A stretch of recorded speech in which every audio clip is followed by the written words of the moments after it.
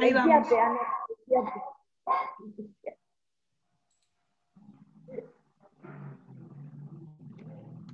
Doctor, cuando usted quiera empiece, porque ya hay 40 chicos y son 11:05. Bueno, empezamos. Va a ser un problema esto de admitir, porque la gente se sigue sumando. Bueno, tenemos que ver para la próxima de mejorar eso. Bueno, bienvenidos a todos los que estén por ahí, que no los veo. Algunos me conocen de las reuniones, otros no. Empezamos la semana del paciente con anemia. Hoy les voy a dar una primera charla introductoria que es sobre el enfoque general del paciente con anemia. Muchos de estos temas ya fueron tomados o tocados, inclusive los di yo en la parte de semiología, así que como primera medida les pido por favor que revean los temas que se dieron esa semana, porque muchas de las cosas que se van a hablar acá son una repetición. La repetición sirve en docencia para reforzar el aprendizaje, ¿no? Y para reforzar el conocimiento, así que está bueno que algunas cosas se repitan. Ahora es bueno que hagan esa primera revisión o esa primera escucha a los que no tuvieron la oportunidad de hacerlo en su momento, porque pasó tiempo mucho y bueno, ya no se acuerdan. Así que, por favor, vuelvan a ver todas las clases que se dieron de la semana de semiología. A lo largo de la semana van a tener otras clases no relacionadas específicamente con anemia. La doctora Beliche va a hablar de transfusión. Espero que la doctora Friedman pueda dar su clase de HIV, que da todos los años. De eso se está encargando Eva, porque bueno, la doctora tenía que grabarla. El doctor Cordini les va a hablar sobre las neoplasias linfoides. Espero también que el doctor Brodsky pueda dar la clase de aplasia medular, y el doctor Fata va a hablar de las policitemias, específicamente creo yo de la policitemia vera.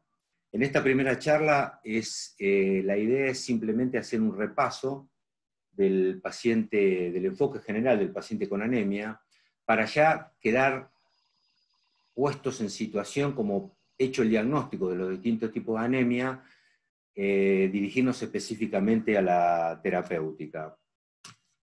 Así que hecha esta pequeña introducción, vamos a avanzar, si logro que esto pase, que por ahora no lo hace. Les digo los temas que vamos a tratar. Esperen que tengo que correr de acá. Vamos a hablar un poco de la epidemiología. Esto ya se habló, pero lo quiero reforzar. Vamos a hablar de la clasificación y de los tipos. No pasa el coso este.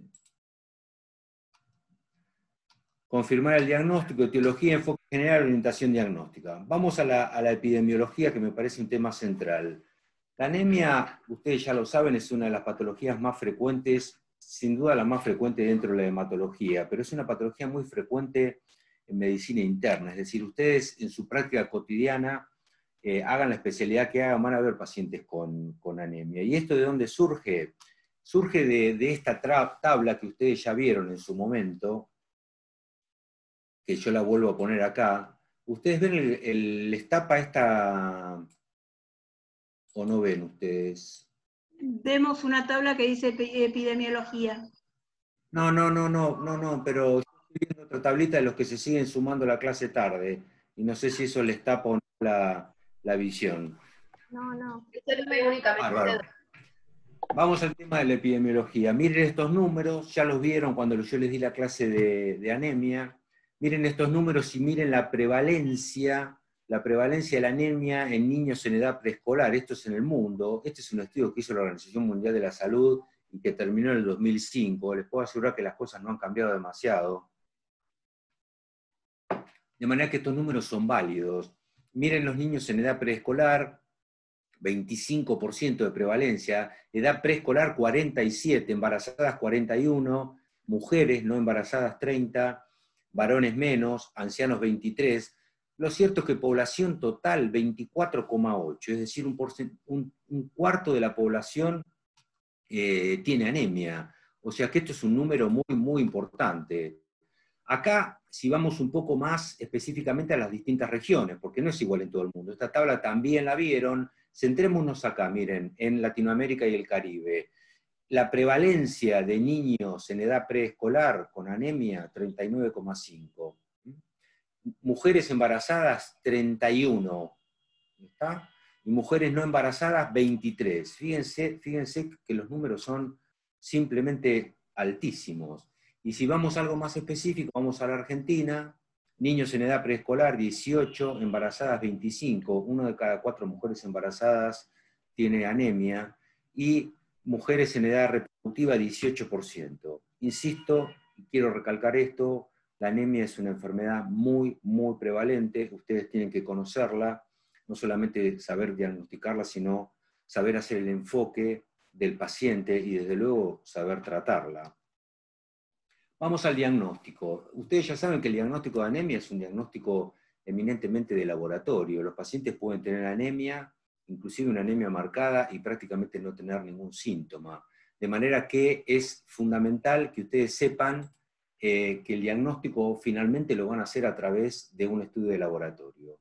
¿Cuál es el estudio de laboratorio que se utiliza para hacer el diagnóstico de anemia? El hemograma. La otra cosa que ustedes tienen que saber es que cuando ustedes piden un hemograma, lo que van a obtener fundamentalmente son las cosas que están acá arriba, fundamentalmente la hemoglobina, que es el dato más importante para definir la anemia, y ahora vamos a ver por qué, el hematocrito, los eritrocitos, el volumen, los índices hematimétricos, que ustedes ya se conocen de memoria.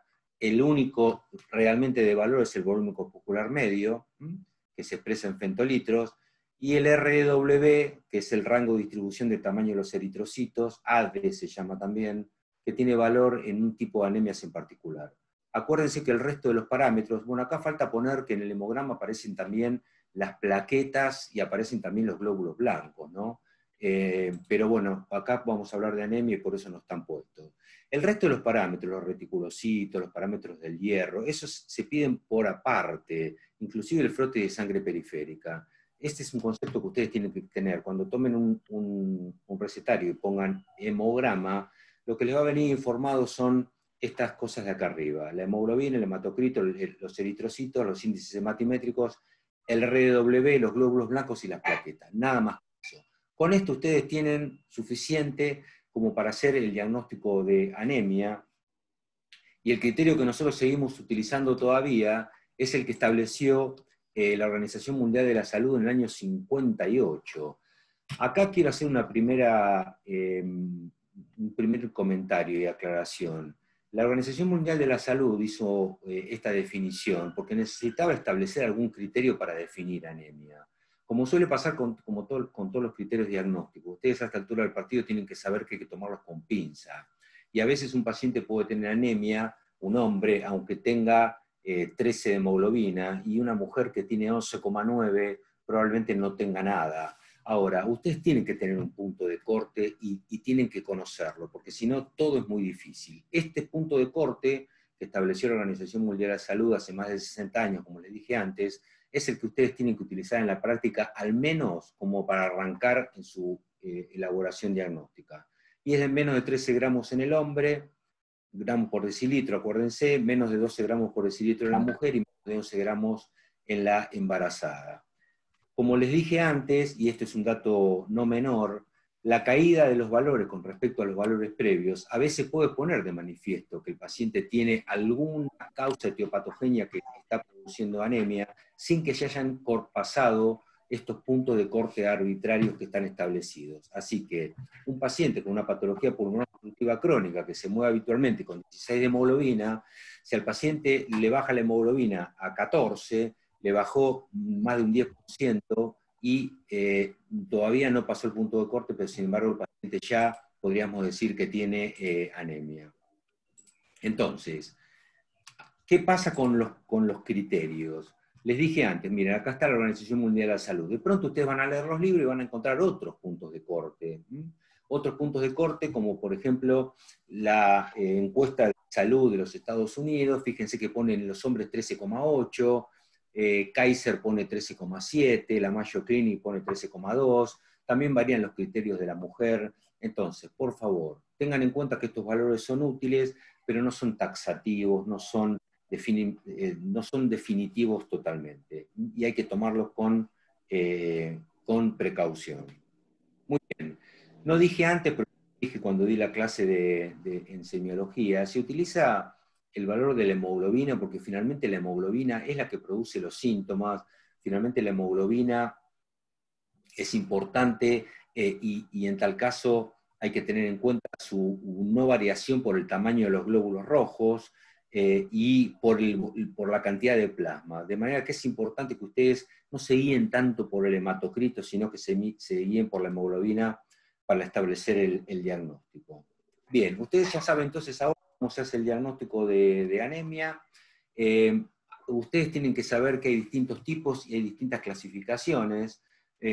Ahora la vamos a repasar, pero muy rápidamente. La clasificación morfológica, como el diagnóstico de anemia es un diagnóstico de laboratorio, parte del volumen corpuscular medio. Divide las anemias en 3 grandes grupos, creo que ustedes ya lo saben esto muy bien. Las anemias que tienen un volumen corpuscular medio menor de 80 se las denominan microcíticas, y aquí está la anemia más común de todas, que es la anemia ferropénica, que de hecho constituye el 50% de todas las anemias. De manera que esta es una anemia a la que tienen que prestar especial atención. En el otro extremo están las anemias macrocíticas, aquellas que tienen un volumen corpuscular medio mayor de 100 femtolitros. Tengan cuidado porque también van a encontrar valores que varían aquí. No todos usan 80 y 100, algunos usan 85, otros usan 95, otros usan 98. Bueno, a los fines prácticos resulta mejor acordarse de estos valores. Decíamos entonces que en el extremo opuesto del tamaño de los glóbulos rojos se encuentran las anemias macrocíticas, y que son aquellas que tienen un volumen corpuscular medio mayor de 100.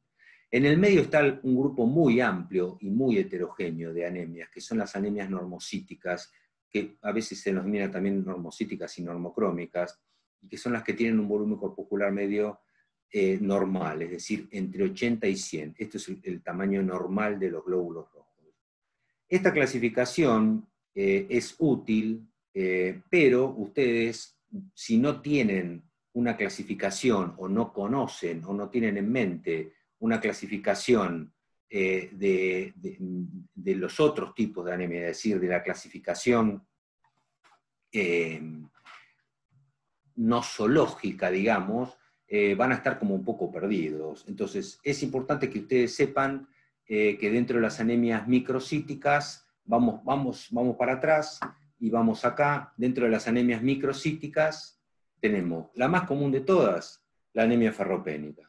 ¿Qué otras anemias existen o que son también microcíticas? Ustedes ya lo saben de memoria. La talasemia, que es el diagnóstico fundamental, el rasgo talasémico. Y aquí entra una anemia muy importante, que es la anemia de los trastornos crónicos, que casi siempre es normocítica, pero que a veces puede ser microcítica. La anemia sideroblástica es mucho más rara, de manera que no me preocupa tanto que se acuerden de ella. ¿Qué pasa con las anemias macrocíticas? También ustedes saben que había 2 grandes grupos, la megaloblástica y la no megaloblástica, y esto dependía de lo que se veía en la nefrosis de sangre periférica, que muchas veces también viene informado en el hemograma, que es la presencia de todas estas estructuras, que son los macrobalocitos, la anisocitosis, la poiquilocitosis, y fundamentalmente acuérdense de los neutrófilos polisegmentados, de los macrobalocitos y de las macroplaquetas, porque la anisocitosis y la poiquilocitosis puede aparecer en muchos otros tipos de anemia. Bueno, las anemias que tienen estas características, estos hallazgos, además de ser muy grandes los glóbulos rojos, acuérdense, cuanto más grande es el glóbulo rojo, más chance de que es una anemia macrocítica sea megaloblástica. ¿Cuáles son anemias macrocíticas no megaloblásticas? Bueno, justamente las que no tienen estas características de los macrobalocitos y fundamentalmente los neutrófilos polisegmentados. Verán ustedes en la práctica que después, y eso lo vamos a ver cuando hablemos de la terapéutica, y yo ya lo dije en la clase, que en general son más comunes las anemias macrocíticas no megaloblásticas que las anemias macrocíticas megaloblásticas. ¿Qué pasa con las anemias normocíticas? Bueno, acá hay 2 grandes grupos. Dijimos que este es un grupo muy, muy heterogéneo. fíjense, o hay disminución de la producción o hay aumento de la destrucción o pérdida. Las primeras se llaman anemias hiporregenerativas o arregenerativas y las segundas se llaman anemias regenerativas. Acuérdense que hay un criterio que permite establecer la diferenciación entre estos dos grupos, que es en la presencia de los reticulocitos. Después vamos a hablar de esto un poco. Entonces, esta es una primera aproximación de la clasificación morfológica. Ahora, ustedes tienen que saber que hay otra clasificación. Ya hablamos de esto, y ustedes dirán, qué plomo, otra vez hablar de esto. Bueno, es importante que ustedes tengan en mente, porque cuando se enfrentan con un paciente con anemia, ustedes pueden decir, es microcítica, bueno, pero tienen que saber cuáles son las causas. La microcítica tal vez no tengan tantas dificultades, porque casi seguro que si ven una anemia microcítica, casi siempre va a ser ferropénica. Ahora, las que son más complicadas son las anemias normocíticas y normocrómicas. Entonces, además de saber la clasificación orientadora, morfológica, ustedes es muy importante que sepan también la clasificación cinética. Y acá se divide en 3 grandes grupos, bastante fácil de recordar: disminución de la producción, aumento de la destrucción y pérdidas hemáticas. En cada uno de estos grupos, a su vez, hay otras cosas. Aquí están las más comunes de todas y las que maneja en general el médico clínico en su práctica cotidiana. Está, en primer lugar, la más común de todas, que es el déficit de hierro. Miren lo que dice ahí, 50% de todas las anemias. Después vienen otras que se ven mucho en los pacientes internados, en pacientes que tienen otras afecciones. Y es la anemia de las enfermedades crónicas. Acuérdense, empiezan a mezclarse las clasificaciones, pero acuérdense que la anemia de las enfermedades crónicas, o la anemia de la enfermedad crónica, suele ser una anemia normocítica normocrómica, y en un porcentaje menor de casos, alrededor del 30%, es microcítica. Aquí entran todos los pacientes que están internados muchas veces por otras cuestiones, enfermedades neoplásicas, infecciosas, inmunológicas, inflamatorias, endocrinas. ¿Qué pasa cuando lo que falta no es hierro, sino que lo que falta son factores de la maduración? Aparece otro grupo de anemias, que es por disminución de la producción, que es la anemia por déficit de vitamina B12 y de ácido fólico.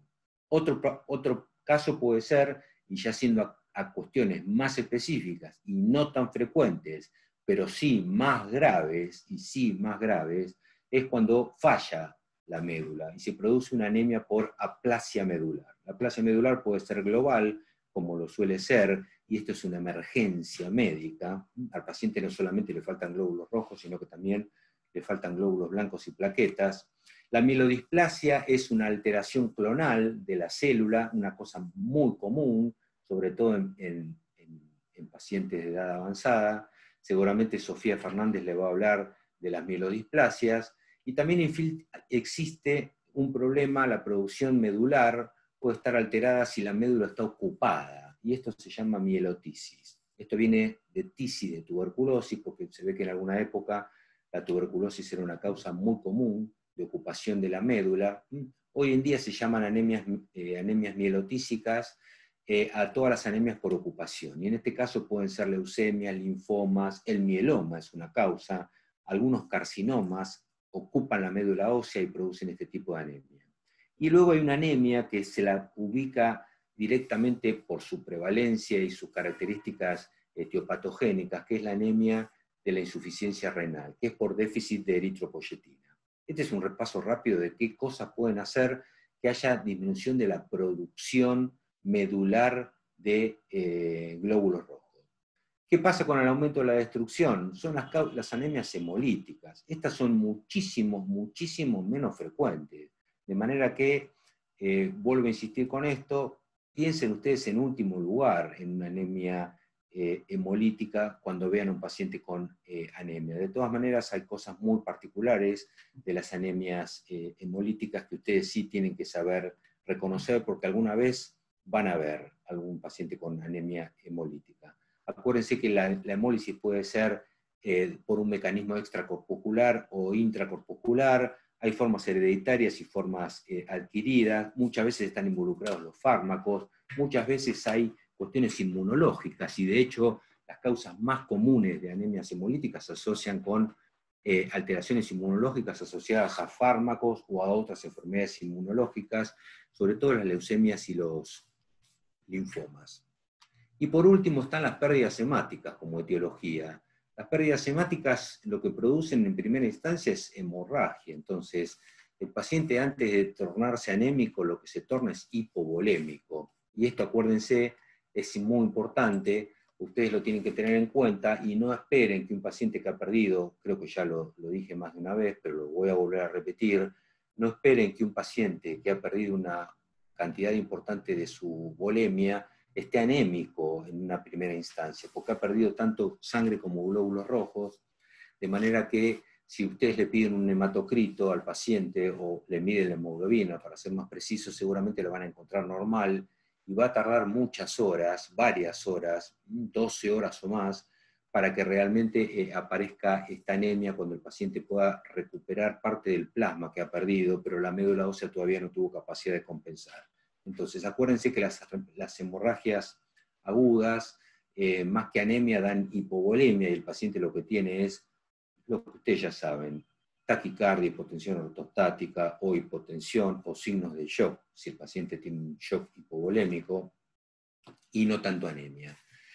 Cobran más importancia las hemorragias crónicas. ¿Qué producen las hemorragias crónicas? Y una anemia ferropénica, pero una anemia ferropénica ¿cuál es la característica que tiene? Que por ser crónica en general es bien tolerada. Muchas veces los pacientes vienen a la consulta con una anemia bastante marcada, que sin embargo la toleran bastante bien. ¿Y esto por qué es? Y porque el organismo ha tenido tiempo de ir compensándose a esta anemia que se fue instalando en forma lenta y progresiva. Entonces, vamos al enfoque general del paciente con anemia. Entonces, muchas de las cosas que están puestas acá ya las dijimos. En primer lugar, lo que hay que hacer es confirmar que el paciente tiene anemia. Para confirmar que el paciente tiene anemia hay que pedir laboratorio. No basta con mirar el examen FIT, no basta con mirarlo. Acuérdense, la anemia no tiene ningún hallazgo del examen físico con la suficiente sensibilidad y especificidad, y no hay síntoma típico, específico, 100% de anemia. Y ya les dije, muchas veces la anemia es totalmente asintomática. De manera que lo primero que tienen que hacer ustedes es confirmar si presume que el paciente tiene anemia a través del examen de laboratorio. En segundo lugar, ¿qué es lo que tienen que hacer? Evaluar la gravedad, la agudeza y el riesgo de complicaciones. ¿Por qué esto es importante? Porque, como les dije antes, la anemia de establecimiento crónico y progresivo en un individuo joven tiene poca gravedad y es probable que dé pocos síntomas. ¿Qué pasa con una anemia que tuvo una instalación más rápida en un paciente que tiene otras comorbilidades o que tenga otras alteraciones? Y esto se ve en pacientes, sobre todo de edad avanzada. Bueno, acá la anemia puede traer como complicaciones otras manifestaciones. Esto ya lo hablamos también, específicamente lo hablamos en la anemia ferropénica. En el paciente joven y sin otra patología, probablemente tenga muy pocos síntomas. En el paciente mayor, que además es diabético, hipertenso, dislipidémico, que tiene patología endotelial, puede ser que una anemia genere un cuadro agudo isquémico que desencadene una insuficiencia cardíaca, que desencadene o agrave una claudicación intermitente, que provoque angina de pecho, inclusive que provoque alteraciones en el sensorio. Entonces, segundo paso, evaluar la gravedad. No hay un criterio de gravedad del laboratorio, no es que porque tenga 10 de hemoglobina es más grave que si tiene 11. Sí existen algunos criterios que indican la necesidad de transfusión, porque se sabe que pasado determinados niveles, justamente el riesgo de complicaciones es mayor. Y van a ver que estos valores son muy bajos, es decir, en general muy bajos para tomar determinaciones terapéuticas, como por ejemplo una transfusión. Verán que a los pacientes que tienen menos de 7 de hemoglobina se lo transfunde, y no si tienen más que eso. Entonces fíjense qué bajo que es este valor, y difícilmente ustedes van a transfundir o se van a preocupar tanto, desde luego que lo van a tratar, pero no es importante transfundir a un paciente que tiene 10 de hemoglobina porque el riesgo de complicaciones es bajo.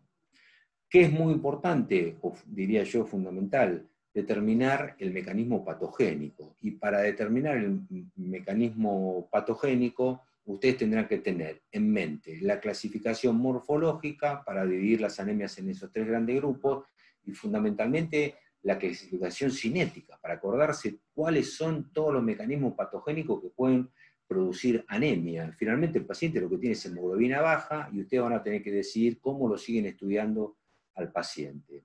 Y esto implica el diagnóstico de la causa etiológica, es decir, volvemos a la clasificación nosológica y algunas enfermedades asociadas que, como les dije antes, a veces pueden ser comorbilidades y ser las causantes de esta anemia. Acabamos de decir hace un ratito que la anemia de los trastornos crónicos, de manera característica, es un acompañante natural de una, por ejemplo, una enfermedad inmunológica como una artritis reumatoidea o un lupus eritematoso sistémico. ¿Eso qué quiere decir? ¿Que a la anemia no hay que darle importancia? ¿Que no hay que tratarla? No, de ninguna manera. Acuérdense, no sé si lo dije al principio, pero la anemia siempre es patológica, no hay anemia fisiológica. ¿Está? Esos pacientes que dicen, yo siempre tengo anemia, eso no puede ser. Si un paciente tiene anemia, hay que tratar de establecer la etiología y, de acuerdo a su etiología, establecer la terapéutica específica. Nunca puede aceptarse que una anemia es algo normal. Siempre es patológico y obedece a otra enfermedad. ¿Está claro?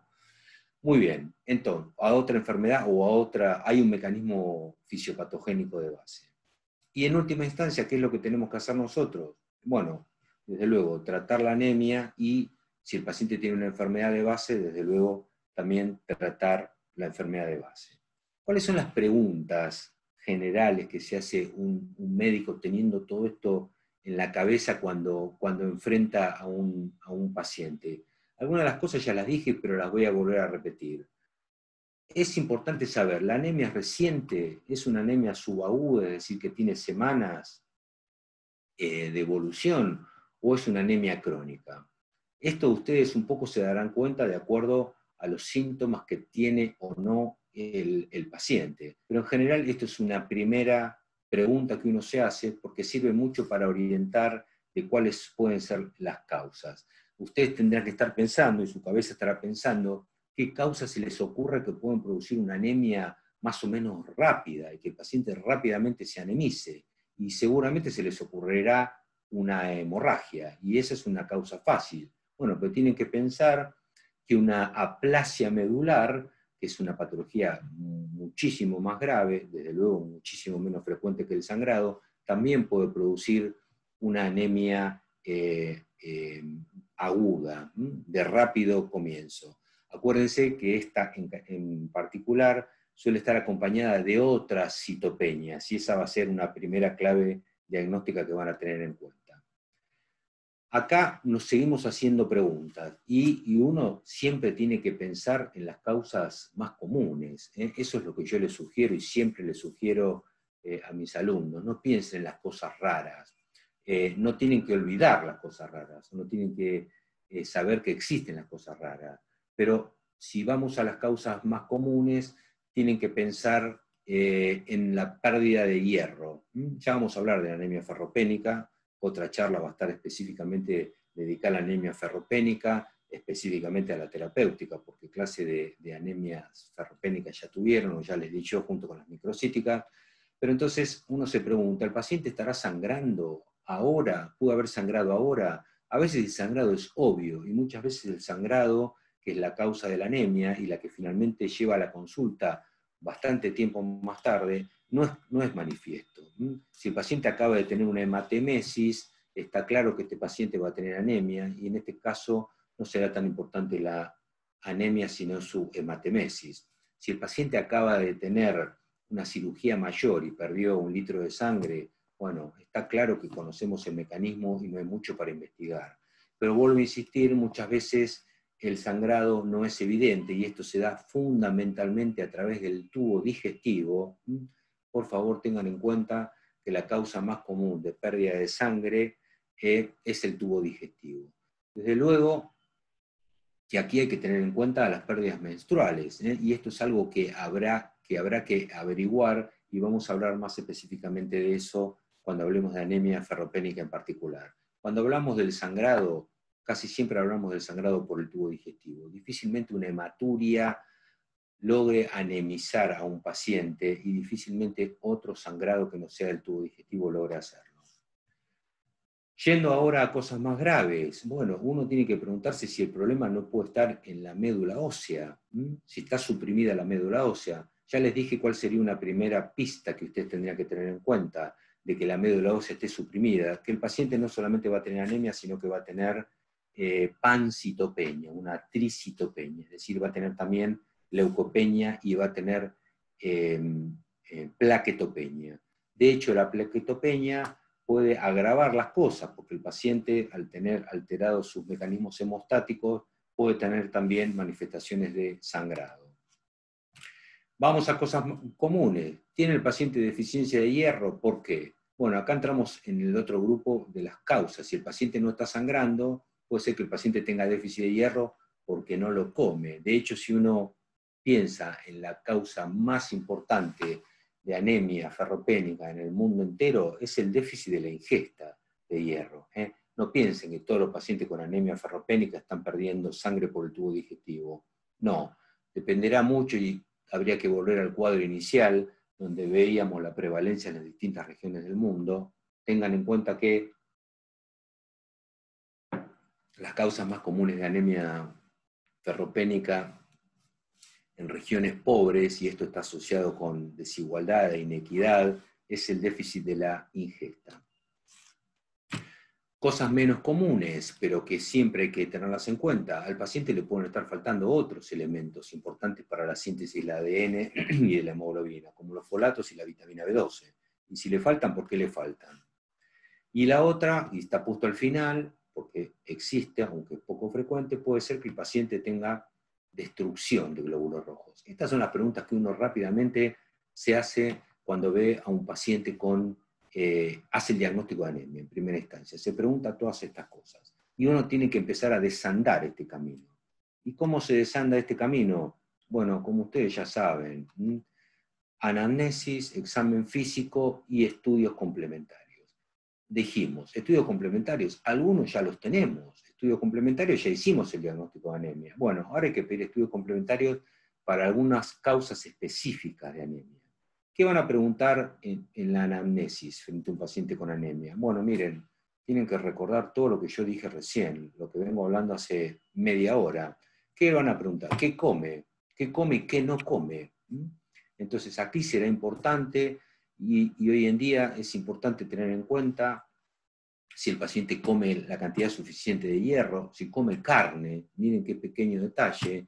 Hoy en día es muy común el vegetarianismo. Hay mucha gente que no come carne y esa es una decisión que hay que respetar, de manera que los vegetarianos están especialmente expuestos a tener déficit de hierro. Ellos saben cómo suplir. El hierro no está solamente en la carne. Y existen también los veganos. Los veganos no solamente no comen carne, sino que no comen ningún producto de origen animal, de manera que estos pacientes, además de tener déficit de hierro, pueden tener déficit de vitamina B12. En general, estas personas que optan por estas conductas de alimentación o que tienen estas elecciones de alimentación, en general están bien informados y saben cómo suplirlo.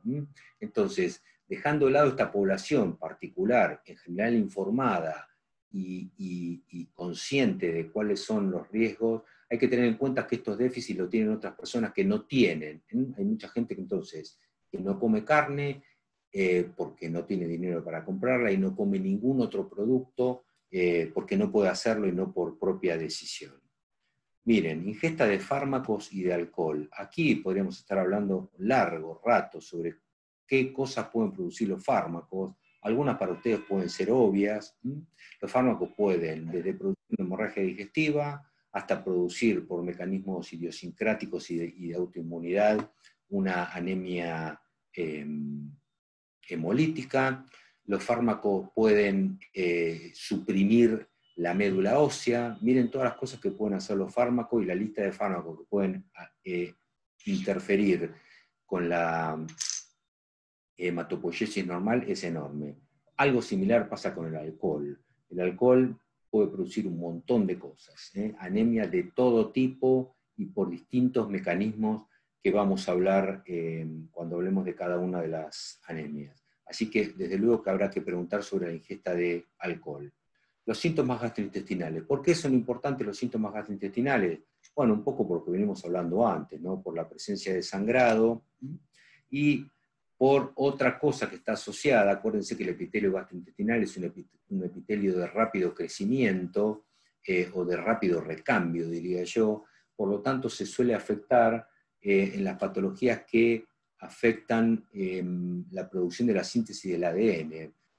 Específicamente el déficit de vitamina B12 y de ácido fólico. Quiere decir que los síntomas gastrointestinales son muy comunes o se asocian muy comúnmente a distintos mecanismos fisiopatogénicos de la anemia, sea por pérdida de sangre, sea por una gastropatía erosiva, sea por varices esofágicas, sea por mala absorción. Acuérdense de la enfermedad celíaca como una causa común que puede alterar la absorción del hierro. Acuérdense de las boqueras, acuérdense de lo que se llama queilitis angular, de las estomatitis. Todas estas manifestaciones están asociadas a posibles causas de anemia, de manera que siempre hay que preguntarlo. El antecedente sagrado es obvio, cuando está, puede poner la primera pista sobre qué le puede estar pasando al paciente. Bueno, el antecedente de transfusiones. Un paciente puede venir y contar que ya alguna vez fue transfundido, y no tan común esto porque dijimos que las transfusiones hoy en día cada vez se hacen menos, y eso es un buen criterio, pero sí el uso de hematínico. El paciente que cuente, sí, a mí ya me trataron una vez la anemia. Esto es un hallazgo bastante común. ¿Qué pasa con el tema de los síntomas constitucionales? Bueno, dijimos que muchas de las anemias pueden estar asociadas a otras enfermedades, sobre todo las anemias de los trastornos crónicos. Por lo tanto, no solamente es importante averiguar sobre estas cosas que dijimos antes, la alimentación, los fármacos, los síntomas gastrointestinales, sino también la pérdida de peso y el deterioro del estado general, que pueden poner de manifiesto una enfermedad asociada a la anemia. Y después síntomas específicos. ¿Por qué está puesto acá al final? Porque los síntomas específicos relacionados con la anemia, la verdad es que son pocos. Son pocos. Bueno, ya conocen ustedes la pica, este deseo de comer cosas raras, que se ve en los pacientes con anemia ferropénica, poco común. Y sí los síntomas específicos de las anemias por déficit de vitamina B12, que es por alteración de la mielina. Estos sí los tienen que conocer. Pero yo les diría que de todos los pacientes con anemia no esperen encontrar síntomas específicos, pues nunca van a ser diagnóstico de anemia. Insisto, los síntomas de la anemia son inespecíficos. Yo ni los mencioné porque entiendo que ustedes de semiología ya se lo saben de memoria, y son todos síntomas inespecíficos: el cansancio, la debilidad, la dificultad para concentrarse. Ustedes creo que ya lo saben de memoria. ¿Qué pasa con el examen físico? Miren, pasa un poco lo mismo. No hay datos específicos del examen físico que permitan hacer el diagnóstico de anemia. Desde luego figura la palidez. Ahora, para que un paciente esté pálido, tiene que estar muy anémico. Los signos de hipovolemia no los mencioné, pero los dijimos antes. Si el paciente está hipovolémico, lo que no tiene anemia todavía el paciente, la va a tener luego. Lo que tiene es hipovolemia. Esto sí es importante frente a una urgencia, pero insisto en que los síntomas específicos del hallazgo, los hallazgos del examen físico específico de la anemia no existen. La palidez, muy escasa sensibilidad y especificidad, tiene que estar muy, muy anémico un paciente para estar pálido, y luego aparecen otra serie de elementos que son más orientadores de la causa de la anemia, y no de la anemia en sí misma. ¿Está? Entonces, y ahí ustedes sí, ya seguramente a esta altura del partido, asociarán que fiebre y anemia puede indicar un montón de cosas, desde hemólisis hasta alguna afección aguda, hasta una mononucleosis. Si el paciente tiene anemia e ictericia, también ustedes podrán pensar que el paciente tiene hemólisis, pero muchas otras enfermedades. Entonces, estos hallazgos no son tan característicos de la anemia en particular, sino que pueden dar una orientación sobre cuál puede ser la posible causa de la anemia. ¿Qué pasa si el paciente tiene petequias? Bueno, las petequias no son por la anemia, las petequias lo tiene que poner usted alerta de que el paciente, además de tener anemia, puede tener plaquetopenia, y esto orienta rápidamente a la médula ósea. ¿Qué pasa si el paciente tiene adenopatías? Bueno, puede tener una infección sistémica asociada a un cuadro de anemia, como puede ser una mononucleosis. La mononucleosis no necesariamente tiene por qué producir anemia, pero si el paciente tuviera un linfoma, o el paciente con ocupación medular, o una leucemia con ocupación medular, sería una causa probable de que el paciente tuviera adenomegalias y anemia. Lo mismo podría decirse de la esplenomegalia. En la presencia de esplenomegalia y anemia, ustedes lo tienen que orientar rápidamente hacia un síndrome linfoproliferativo. En última instancia, dentro de los hallazgos del examen físico aparece un dato que sí tiene valor, que son los hallazgos, los trastornos neurológicos. Los trastornos neurológicos que hay que buscarlos específicamente, sobre todo los trastornos de la sensibilidad profunda, que son los que más precozmente aparecen. Acuérdense el paciente puede referir parestesias, pero ustedes pueden encontrar una alteración de los cordones posteriores, de la sensibilidad profunda, fundamentalmente apalestesia, pero también pueden encontrar ataxia y pueden encontrar hiporreflexia.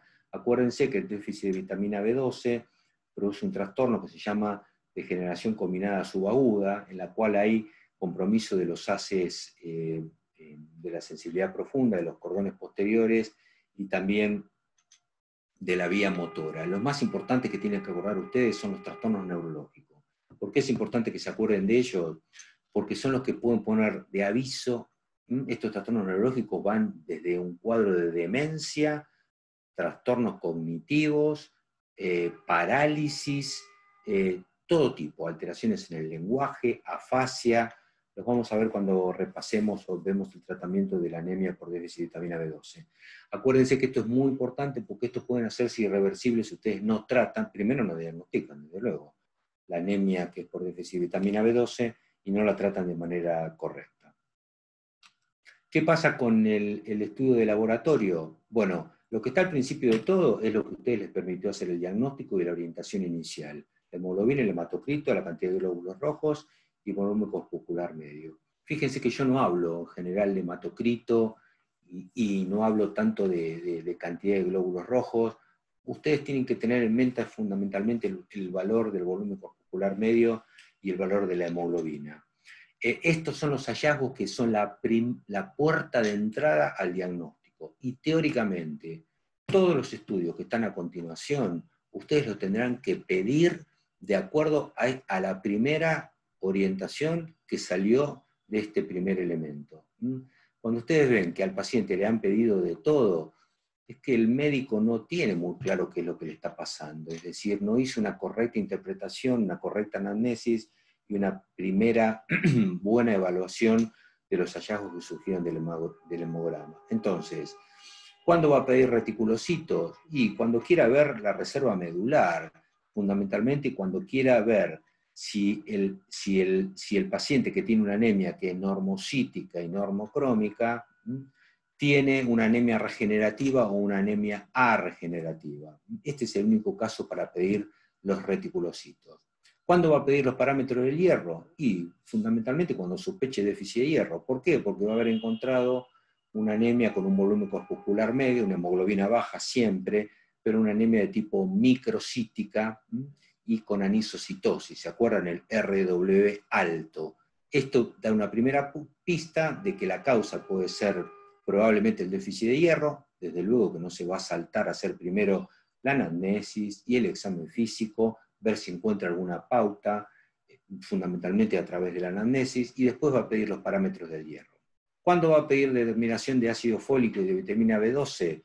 Bueno, cuando haya encontrado una anemia con un volumen corpuscular medio alto, con macrobalocitos o no, con neutrófilos polisegmentados o no, pero justamente quiera saber si el paciente lo que le falta es ácido fólico o vitamina B12. Desde luego aquí otra vez lo mismo, será muy importante la anamnesis y el examen físico. Bueno, a veces con todo esto no alcanza. Yo les diría que muchas veces pidiendo estas primeras 3 cosas que están acá, casi siempre los diagnósticos se aclaran. A veces pasa que no, y es necesario pedir un frotis de sangre periférica. No quiero confundirlos con el tema de los macrobalocitos, porque dirán, bueno, no, pero si tiene déficit de vitamina B12 hay que pedir un frotis de sangre periférica. Sí, a veces no es necesario. Los neutrófilos polisegmentados pueden venir informados en el hemograma. Más que los neutrófilos polisegmentados, seguramente van a venir informados los macrobalocitos, la macrocitosis, la anisocitosis y las macroplaquetas, y probablemente ustedes con eso ya estén en condiciones de pedir directamente una determinación de ácido fólico y vitamina B12. Si quedan dudas, tendrán que pedir el frotis de sangre periférica. El frotis de sangre periférica en realidad se reserva para causas más raras de anemias, que suelen ser anemias de tipo normocítica, normocrómica, en la que está involucrada muchas veces la médula ósea, y en estos casos uno empieza ya a recurrir, necesita recurrir al hematólogo. Fíjense que hasta ahora hablamos de que todo esto lo manejaba el médico clínico. Bueno, en estos casos probablemente haya que pedir la participación del hematólogo. Y en estos pocos casos, puede ser necesario el estudio de médula ósea. ¿Cuándo va a ser el estudio de médula ósea? Y seguramente cuando el paciente tenga una anemia por ocupación o por aplasia medular. Acuérdense las anemias mielotísicas, desde luego este paciente estará internado y desde luego es fundamental la participación acá del hematólogo, y esto no se resuelve solo pidiendo análisis complementario del laboratorio. Entonces, con esto hicimos un repaso general de todas las causas de anemia. Ustedes ya, habiendo escuchado esto en más de una oportunidad, creo que tienen una idea concreta de cómo hacer la primera orientación y cómo ya llegar a un diagnóstico para establecer la terapéutica. Entonces vamos a hacer una síntesis y ya con esto terminamos. La anemia, una de las patologías más frecuentes en la práctica clínica, insisto, siempre es patológica, no hay anemia fisiológica, siempre hay que buscar la causa. Entonces, no constituye per se una enfermedad, hay que buscar el trastorno que la generó. Acuérdense que las manifestaciones clínicas son muy, muy variables, inespecíficas, y de hecho muchas veces prácticamente no hay síntomas o no hay ningún síntoma. Por lo tanto, el diagnóstico surge a través del laboratorio. Y por lo tanto, ustedes ya estarán pensando que muchas veces uno encuentra que el paciente está anémico. Resulta que el paciente se hizo un hemograma por otra cosa y ustedes detectan que el paciente está anémico. Bueno, en esos casos habrá que iniciar esta elaboración diagnóstica desde cero, cuando el paciente no tenía ningún síntoma y ni siquiera sabía. Lo que no tienen que hacer es decir, no, como no tiene síntoma, no, esto debe ser normal. Eso es lo que no hay que hacer. Cuando se diagnostica se debe determinar siempre su mecanismo patogénico y hacer el diagnóstico etiológico. ¿Por qué esto es fundamental? Bueno, porque es la única manera de establecer una terapéutica específica, y de eso nos vamos a ocupar en las clases sucesivas que les voy a dar, en las cuales les hablaré sobre el tratamiento, fundamentalmente la anemia ferropénica, que es la que más me interesa que ustedes recuerden por una cuestión de prevalencia. Pero también vamos a hablar del tratamiento de las anemias megaloblásticas y de las anemias de los trastornos crónicos. Así que con esto damos por terminada la charla. No sé si existe algún mecanismo. Ana, ¿estás por ahí? Sí, Doc, lo que pasa es que no quiero activar por los perritos, dígame. Los perritos pueden participar. Tal vez tengan alguna pregunta para hacer. Les diría que me manden las preguntas, o si pueden mandar las preguntas. ¿Tienen establecido algún mecanismo para las preguntas que no sea ahora? Ana. Que yo sepa, no, doctor, si usted quiere le podemos pasar su mail, si usted me lo autoriza, y que los chicos le manden las preguntas. ¿Le parece bien? O recibílas vos y colocarlas en un chat, que te las manden a vos, y que te las... A ver, en el chat... O me las pueden mandar a Cuarta Cátedra o por el Facebook, yo junto todas las preguntas y se las mando, ¿le parece bien? Sí, hace eso. Hagamos eso, Ana. Me parece bien. Perfecto. Bueno, gracias a todos los que escucharon. Que terminen bien el día. Gracias, Ana. A usted, doctor, que tenga buen día.